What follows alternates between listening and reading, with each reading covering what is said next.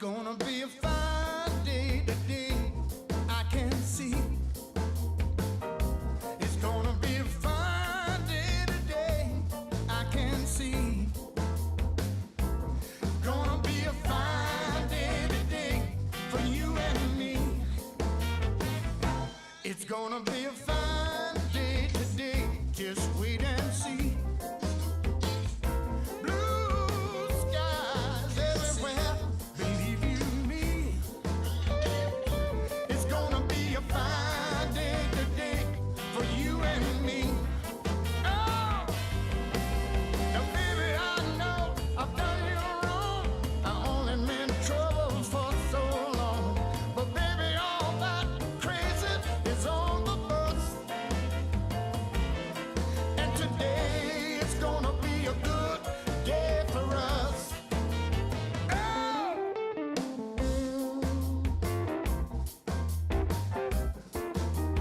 Whoa.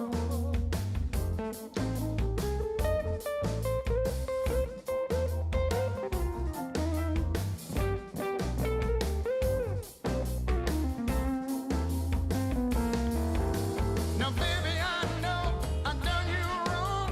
I only meant trouble for so long. But baby, all that crazy is on the bus. And today it's gonna be a fine day for us. Fine day for us. Fine day for us. Fine day for us. Fine day for us. Fine day for us. Fine day for us. Fine day for us. Now, baby, I swear today will be a fine day for us. Oh, I said, baby, I swear today will be a fine day for us. Yeah.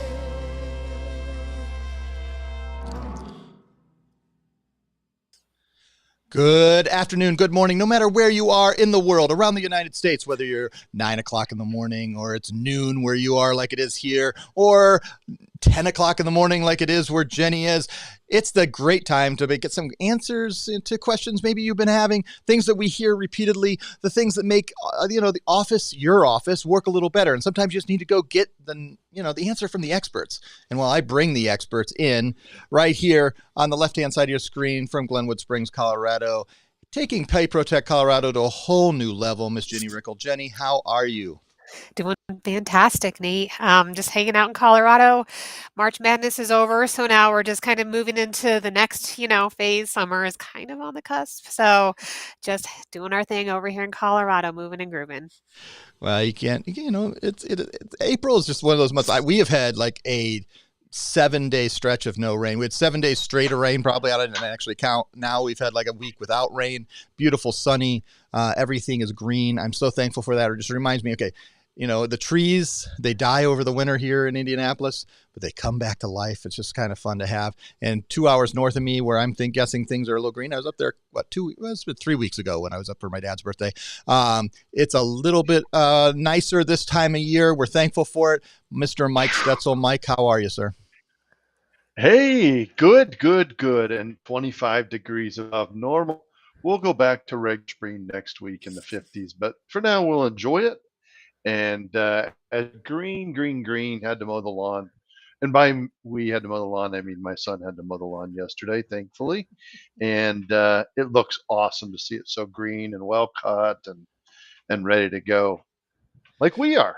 Absolutely. Well, and this is what I call shorts and hoodie weather, where I can wake up in the morning, I can put shorts on and a hoodie. I feel comfortable nearly the whole day. I won't be too hot at night if I keep the hoodie on. And I just feel comfortable. I love it, walking out feeling that fresh smell of spring, drinking a cup of coffee this morning on the back deck as we had a little bit of a mist coming up as the sun rose this morning. It was perfect. But now is time to answer questions. And so I've compiled several questions. I put slides to kind of make sure my link works there. But the first question, I'm going to Mike Stetzel on this. Mike, we like to work with new businesses, but new businesses are harder to it's harder for us to understand, what the risk is. It's harder for us to understand what the volumes are. And it's hard for the merchants and the partners to be able to put in, hey, you asked me what my projected volume. Well, I don't even made $1 yet. How do I guess this? What is your answer to those merchants who are, hey, just starting out, they're starting their business? How do they put in some of those things? Even like average ticket, I'm going to throw that in here. And the fact that what's the projected volume? Great question. And it can be difficult. We, would say just guess. We know that's not always a good idea, though. So realistically, you want to sit down with that merchant or have a quick conversation with the merchant and maybe find out about, what are you going to be selling?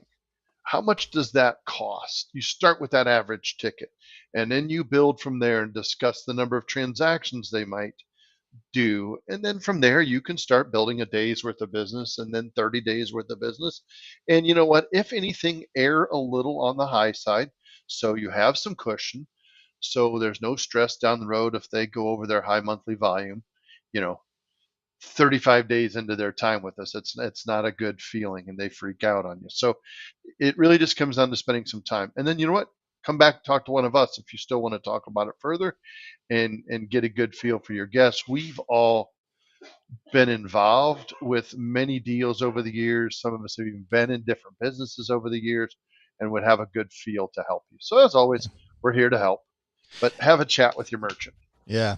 Well, I think knowing that a computer, an algorithm is looking at that number first. And if it looks skewed, so if you say you're a restaurant and you say you're going to process $1.4 million a month, it's going to put it out of all the averages of what our average restaurants are.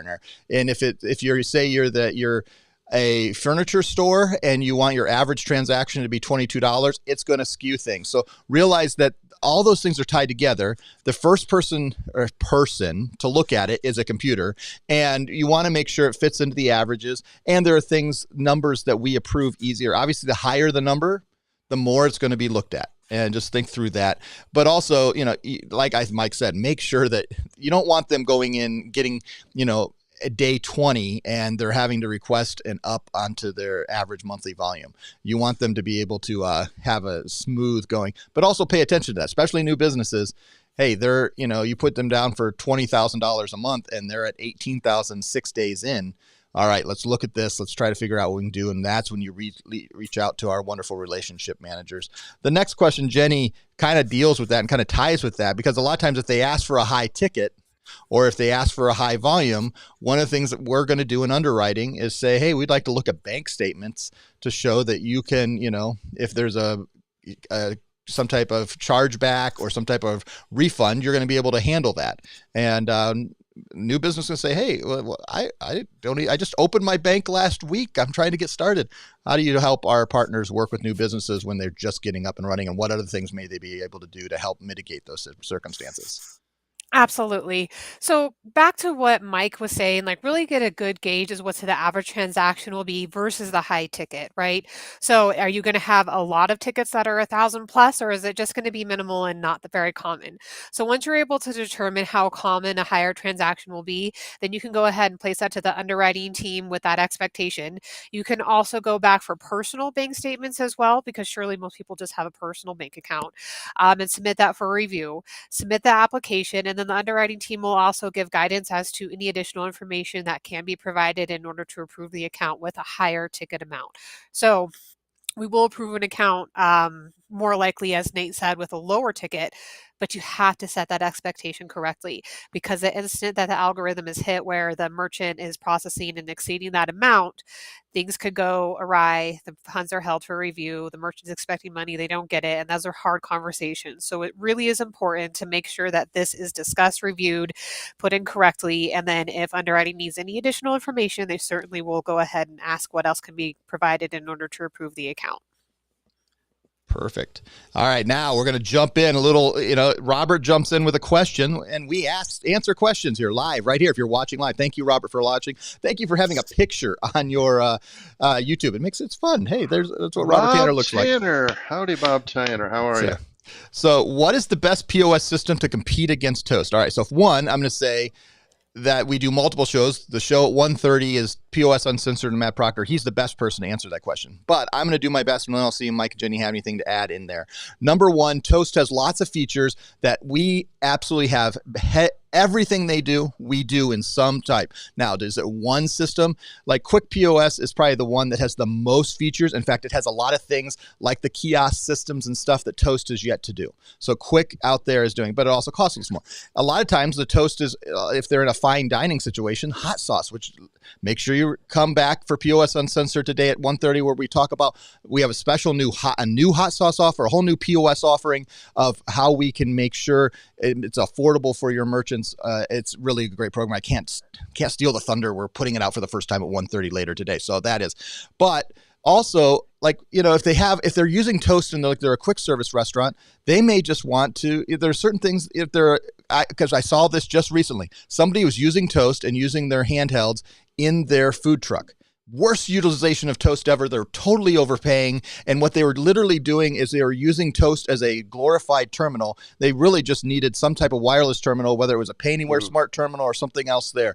I saw also someone who had Toast and they had a retail side of their section and they were using invoicing and they were using, so you've got to figure out the features. But my main answer here, and I'll see if Mike and Jenny want to add, is hot sauce for fine dining, full service restaurants. Hot sauce does nearly everything that Toast does. Quick does absolutely everything plus more. Paradise can play in there. Any of our systems, depending on their needs, can come in there and compete. And our pricing will always better. And we really lock you in at pricing versus Toast. They are notorious for absolutely raising their prices year 2, year 3 of 5-year contracts.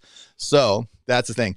Robert puts in there that it's a small taqueria. A small taqueria, I would usually, there are a few more questions, so we'll certainly work with our POS Pros team. But my first take would be that if it depends if they want online ordering, a few things, but a small taqueria usually can run on a Pay Anywhere, to be honest. It depends if they want a kitchen printer. And then if they need a kitchen printer, there's a few other questions you want to ask in there. Mike and Jenny, any things you would add other than go to poslead.com and our POS Pros team will absolutely get you set up and make sure they do the right consultation. Anything else I missed on that question? I don't think so, Nate. You literally, like, everything I would say, you said. Right. So I'm good. All right. Well, that's really what I wanted to hear. No, we'll go to the next one. Back to Mike. Mike, what does a tin mismatch mean and what do I do? We hear these things. In fact, we see it over on the right-hand side of the screen when we put our merchants in over at Payments Hub, and we're like, what in the world is this thing called a tax identification number mismatch? What's going on here? What do I do? And I'll even tie it sometimes when we get some of these IRS withholdings, which are somewhat related, but certainly treated in a lot of the same ways. How do we deal with this, Mike? Well, I tell you what, the first option is that most merchants take is they ignore it, which brings you to the point of your IRS withholdings. You can ignore it all year until about November, and then the IRS will direct us to start holding 26% of your funding, and then they'll get your attention. But there's communication going to our merchants telling them, hey, you have a mismatch.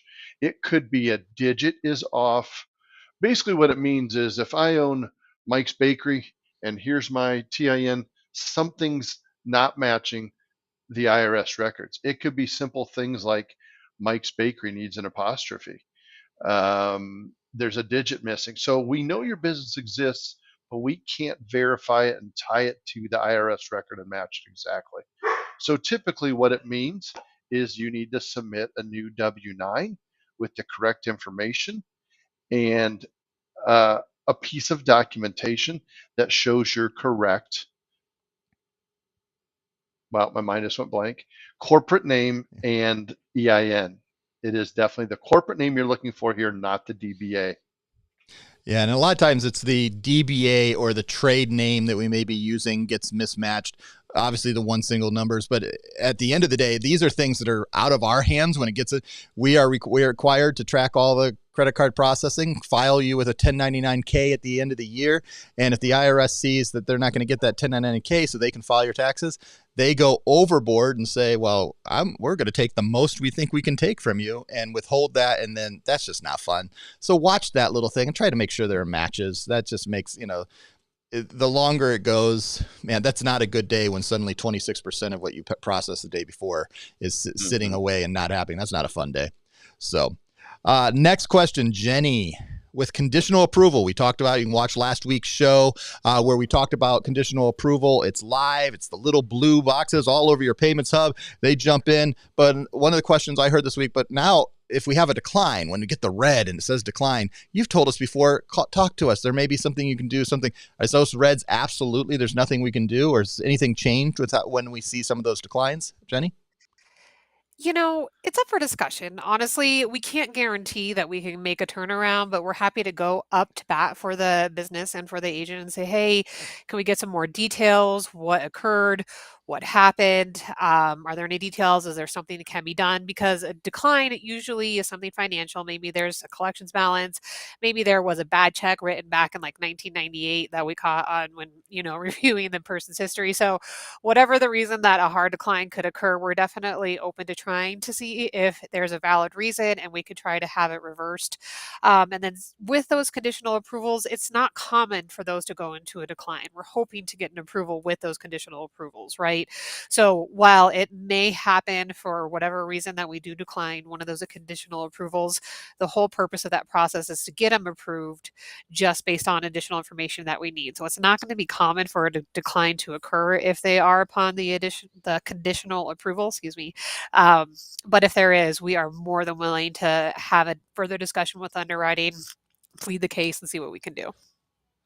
All right, next question. Mike, I have this next question for you. Puedo vender en Puerto Rico. Let me do it again. Puedo vender en Puerto Rico. The question is, Mike, can I sell in Puerto Rico? You say you only sell in the United States. Can I sell in Puerto Rico? I hear that at least once a month.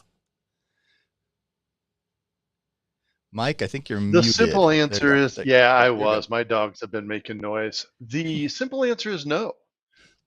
We talked before the show a little bit about, well, why not? It's United States territory. There's American banks there. And it's just no. We can process in the 50 states, and that is it. So, unfortunately, we cannot process in Puerto Rico. Good question, though. It really is. It's one of those we just have to answer sometimes. I wish let me be honest. I would love to go and spend 4 weeks selling in Puerto Rico, but unfortunately, I can't. I will have to visit there simply as a tourist and not as a PayProtect salesperson. But the next question is somewhat similar to this. How do I get Spanish support? And that is something now Payneware is dual language with English and Spanish. Many of our POSs like Hot Sauce and Paradise have Spanish. Quick has multiple languages. I know they have Spanish support. How do I get a hold of that Spanish support, Jenny? So, most commonly call into our customer support at North American Bank Card, and there's that prompt right there that says, hey, if you need Spanish, I forget the number, so I'm not going to quote it, but you can just call in and then it'll ask for Spanish, and then you can get to our customer support or technical support as well. So again, they can assist with the terminals that we provide, Genico's, Payneware, things of that matter. And then as Nate was saying, like Hot Sauce, Quick POS, if you call into there and you need some Spanish support, you can call in directly and receive support from them as well. So just call in, go through the prompts, get the specific, make sure you also get the department that you need, because it's not just Spanish speaking support. Most of the time you need tech or customer support, depending if you're looking for money or you have an error on your machine, right? So then you need to navigate through the queue that way. But definitely just call us. We're here to help. We are absolutely, and that is the questions for today. We will do more questions next week. So you can email them to nmanahan@payprotect.com. You can message us anyway. Partners, it'll all get to me. If you just use partners at PayProtect, and the team there will forward it over to me so we get it in. We have a few. We're going to do another Q&A next week. Before we close, let me remind you at 1:30 Eastern Time. There are several of you watching live. Those who may watch before then, you want to catch live. This is POS Uncensored. It's going to be a new promotion. It's really a continuation of what we've been doing, but it's so much better. I'm excited to announce this. We'll be doing that, Matt Proctor, here just in a little bit over an hour. I can't wait for you to do that. You can go to mypayprotect.com or go to the YouTube channel, MyPayProtect, and you'll be able to watch us live. The links are in the emails. There'll be a text message to a lot of you that are on our text message chain going out here in a little bit. So thank you so much for joining that. And for that, I'm going to have Jenny Rickel give us our closing words for our office hours followers and watchers and listeners today. What do you say to our partners to inspire them to do better? Do more. We're here to help, right? We're here once a week, and you're going to go check out that show in a little bit for the POS team, and that's a great place for that question for Toast, right? So we are here. Reach out to us. Reach out to your relationship managers. We're here to help get you selling. The sun is shining. Go hit the streets, right? Get out there. Enjoy this beautiful weather. Get some deals in. Call us if you need us. Absolutely awesome. Thank you guys very much. It's been another office hours. We'll see you next week. Cheers, guys. Bye, guys.